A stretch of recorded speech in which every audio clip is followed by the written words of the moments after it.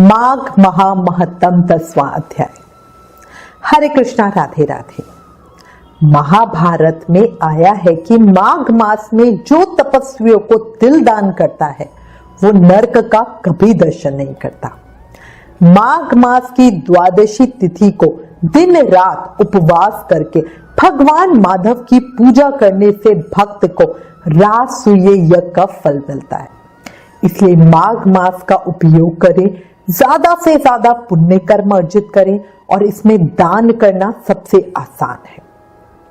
अब हम श्री गणेश जी महाराज और अपने गुरु महाराज को याद करते हुए माघ महत्तम का 10वां अध्याय सुनेंगे। महादेव के लाल तुम सभी झुकाते शीश, हम निर्धन लाचार हैं, दो हमको आशीष। बोलो गणेश जी महाराज की जय। गुरु अमृत है जगत में, बाकी सब विष बेल, सतगुरु संत अनंत है, प्रभु से करा दे मेल। बोलो गुरुदेव महाराज की जय। कल हमने माघ महामहत्तम के 9वें अध्याय में दत्तात्रेय जी द्वारा वर्णित कुंडल और विकुंडल नाम के भाइयों की सुंदर कथा को सुना था, जिसमें विकुंडल अपने भाई को नरक से मुक्त करवाता है।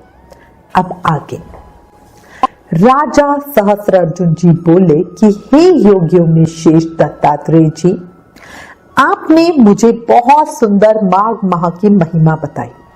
मुझे सुनकर बहुत ही आश्चर्य हुआ कि किस प्रकार एक वैश्य माघ स्नान करने के पुण्य से जीवन भर किए पापों से मुक्त होकर अपने भाई को भी अपने साथ स्वर्ग ले गया।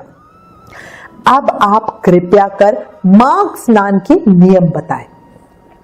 तब दत्तात्रेय जी कहने लगे कि जल स्वभाव से ही उज्जवल, निर्मल, शुद्ध, मलनाशक और पापों को धोने वाला है। जल सब प्राणियों का पोषण करने वाला है, ऐसा वेदों में कहा गया है। सूर्य के मकर राशि में आने पर माघ मास में यदि गौ के पैर डूबने योग्य जल से भी स्नान किया जाए तो भी मनुष्य स्वर्ग को प्राप्त होता है। इसका मतलब है कि ऐसा नहीं है कि हमें बहती नदी में ही स्नान करना है। कोई भी पोखर हो, कुंज हो, सरोवर हो, कुआं हो, कहीं भी घर से बाहर हम स्नान कर सकते हैं। यदि सारा मास स्नान करने में कोई असमर्थ हो तो 3 दिन ही स्नान करने से पापों का नाश होता है। जो व्यक्ति थोड़ा ही दान करे वो भी धनी और दीर्घायु होता है। 5 दिन स्नान करने से चंद्रमा के समान शोभायमान होता है। इसलिए अपना शुभ चाहने वाले को माघ मास में घर से बाहर स्नान करना ही चाहिए। अब इसमें बताया हुआ है कि अगर आप पूरे महीने का माघ स्नान नहीं कर सकते हो तब भी आपको 3 या 5 दिन तो घर से बाहर स्नान करना ही चाहिए।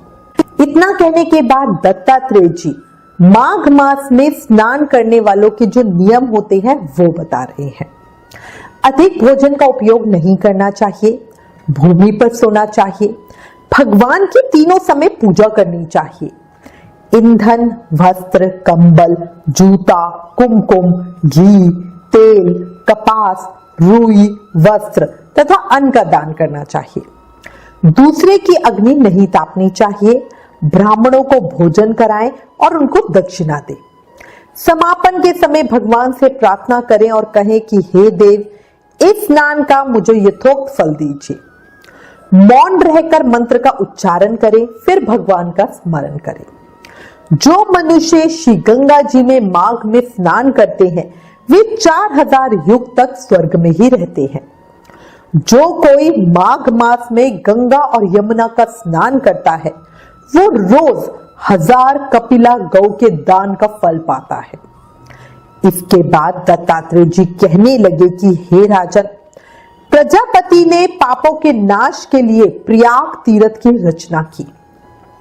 सफेद यानी गंगा जी और काली यानी यमुना जी कि जल की धारा में स्नान का महत्तम भली प्रकार सुनो। जो इस संगम में माघ मास में स्नान करता है वो फिर कभी गर्भ योनि में नहीं आता। भगवान विष्णु की दुर्गम माया माघ मास में प्रयाग तीर्थ पर नष्ट हो जाती है, किसी का कुछ नहीं कर पाती।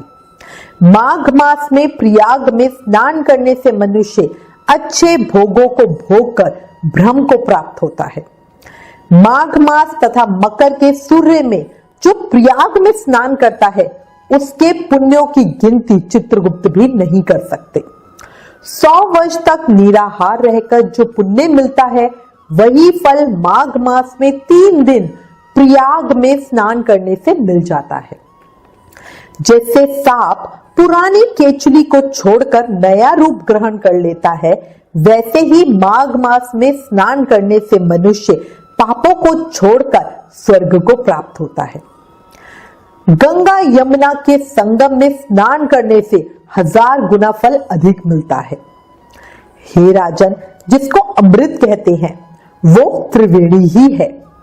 ब्रह्मा, शिव, रुद्र, आदित्य, मरुदगण, गंधर्व, लोकपाल, यश, किन्नर, आणिमदी गुणों से सिद्ध तत्वज्ञानी ब्रह्माणी, पार्वती, लक्ष्मी, शची, नैना, दिति, अदिति, संपूर्ण देव पत्नियां तथा नागों की स्त्रियां, मेनका, उर्वशी, रंभा, तिलोत्तमा, अप्सरागण और सब पितर, सब देवता सतयुगादि में प्रत्यक्ष और कलयुग में गुप्त रूप से माघ मास में स्नान करने के लिए यहां आते हैं त्रिवेणी में। माघ मास में प्रयाग में स्नान करने से जो फल मिलता है वो ईश्वर ही कह सकते हैं, मनुष्य में तो कहने की शक्ति ही नहीं है। हजारों अश्वमेध यज्ञ करने से भी वो फल नहीं मिलता जो माघ मास में प्रयाग में स्नान करने से मिलता है। पूर्व समय में कंचन मालिनी ने इस स्नान का फल राक्षस को दिया था और इसी से वो सब पापों से मुक्त हो गया था। माघ महामहत्तम 10वां अध्याय समाप्त। कल माघ महामहत्तम के अध्याय 11 में आगे की कथा सुनेंगे और जानेंगे कि अप्सरा कंचनमाली कौन थी। अंत में कहूंगी, मौत से क्या डर, मिनटों का खेल है। आफत तो जिंदगी है जो बरसों चला करती है। सही कह रही हूं? ये याद रखो, मन में बसा लो, जीवन का कोई भरोसा नहीं, कब सांसें रुक जाए।